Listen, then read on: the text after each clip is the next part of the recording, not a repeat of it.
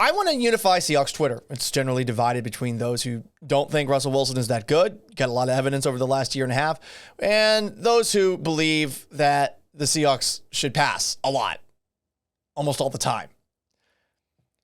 I feel like we can meet in the middle here, okay? You analytic types who are insufferably condescending, and you meat and potato types who are meatheady.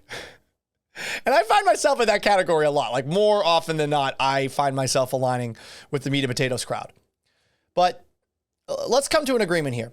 It is basic physics that the Seahawks are best under Russell Wilson, with Russell Wilson under center. They are best when Russell Wilson has a great, consistent, active running game behind him. It's physics. Why is it physics? Well, when's Russell Wilson at his best?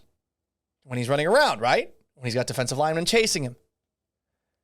If a defensive lineman over the course of a game knows that you're going to throw the football 40, 50 times, they can just pin their ears back, run straight upfield, and chase you all game long. That has an effect on any quarterback, no matter how mobile they are. And Russell Wilson is no longer as mobile as he used to be, right? So how do you get defensive linemen to not feel like I can just chase this quarterback all day? There's 5 other guys with me. Eventually, we're going to wear this quarterback down like we're hound dogs chasing a rabbit in 1800s England with a bunch of people wearing red coats and weird-ass hats and not actually, I think, doing much hunting at all. Whatever the case. I think here, in this situation, you got to look at offensive linemen being allowed to maul defensive linemen. How do you do that? You run the football. And if you do that enough over the course of a game, where you've got offensive linemen going forward and pushing defensive linemen off the ball and forcing defensive linemen to use their legs to stay in place and try to push back. If you push those defensive linemen enough, you're going to wear them down. And at the end of the game, guess what? Worn down defensive line means Russell Wilson maybe has a chance to extend a play and make a big time play because the defensive linemen chasing him are going to be a little more tired.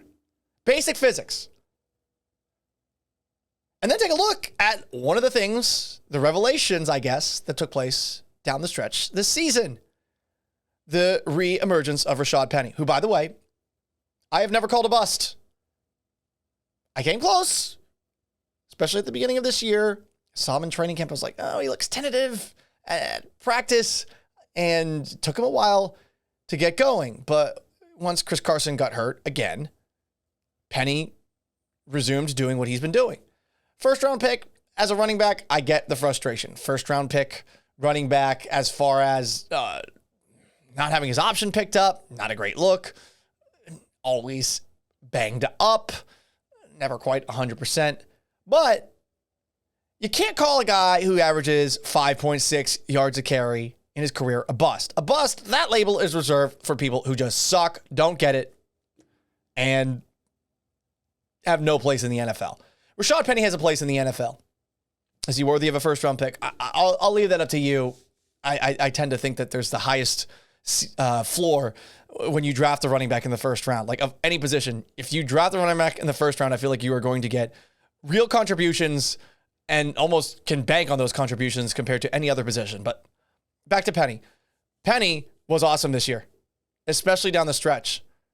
And when you take a look at the numbers that he had this year, let's just start with that game against the Texans, the game that I was at.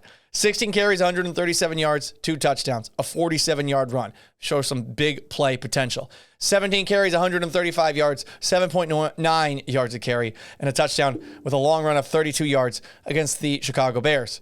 The Detroit Lions, 25 carries, 170 yards, and 2 touchdowns, long of 37. Arizona Cardinals, 23 carries, 190 yards, 8.3 yards a carry, 62-yard run as his long run. If they have someone like that in the backfield, they should call his number often. And I think that's what excites me the most. And this is perhaps being a little bit too simplistic with my math here, because obviously the Rams game unfolded in a different way. They have a great defense too. But Rashaad Penny got 11 carries against the Rams. He had 17 carries against the Chicago Bears in a game where he was averaging 7.9 yards a carry. Against the Lions, 25 carries. Against the Cardinals, 23 carries. Yes, I understand the idea of throwing the ball every play. Yes, I understand the idea of some people thinking that certain downs where you run the football, it's like a waste of a down. It's pointless. What? We're running on second and long? Why? But the body blows do add up. The body blows, think about it from this perspective. The body blows, that number, is a number of times that defensive linemen are going to have to dig in their heels and try to keep offensive linemen from pushing them back. That wears them down by the end of the game. And I think that if the Seahawks can find a way to continuously establish a run, which I know a lot of people hate hearing over and over again, just based off of physics, they're going to make Russell Wilson, who is less mobile than he used to be, and his life easier in the last quarter of a game. And that's usually where Russell Wilson is at his best.